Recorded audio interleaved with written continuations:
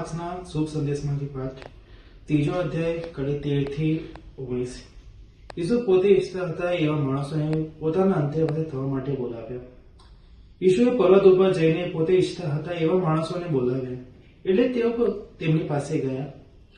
પોતાના અંત્યવાસીઓ થવા માટે અને શુભ સંદેશની ઘોષણા કરવા મોકલવા માટે તેમણે અબદૂતો કાઢવાની સત્તા આપીને 12 જણને નક્કી કર્યા.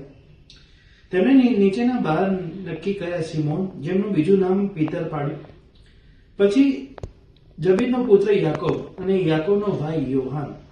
એ બંનેને તેમણે બંને રંગેશ એટલે 2 ગજના પુત્રો એવું નામ પાડ્યું.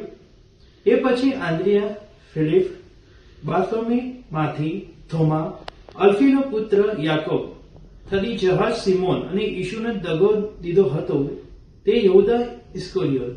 આ પ્રભુની વાણી છે. તે આપણો આધાર. ઈસુની જય. વહાલા ધર્મજનો, આજના શુભ સંદેશમાં આપણે જોઈએ છીએ કે ઈસુ 12 પ્રેષિતોની પસંદગી કરે છે. હવે આ પ્રેષિત શબ્દનો અર્થ જોઈએ તો એમ થાય કે the one who is saint, એવા વ્યક્તિઓ કે જેમને અધિકૃત રીતે મોકલવામાં આવ્યા છે. તો ઈસુ શાના માટે મોકલે છે પ્રેષિતોને?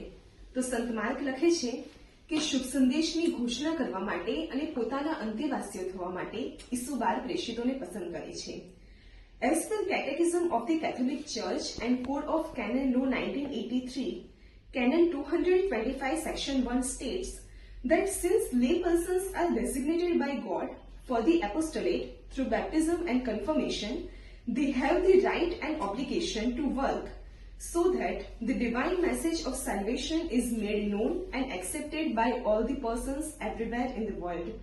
અર્થાત સ્નાન સંસ્કાર અને બળ સંસ્કારથી અભિષિક્ત એવા આપણા સૌની એ પવિત્ર ફરજ અને હક બને છે કે ઈસુનો મુક્તિનો સંદેશ આપણે દુનિયાના ખૂણે ખૂણે પહોંચાડીએ.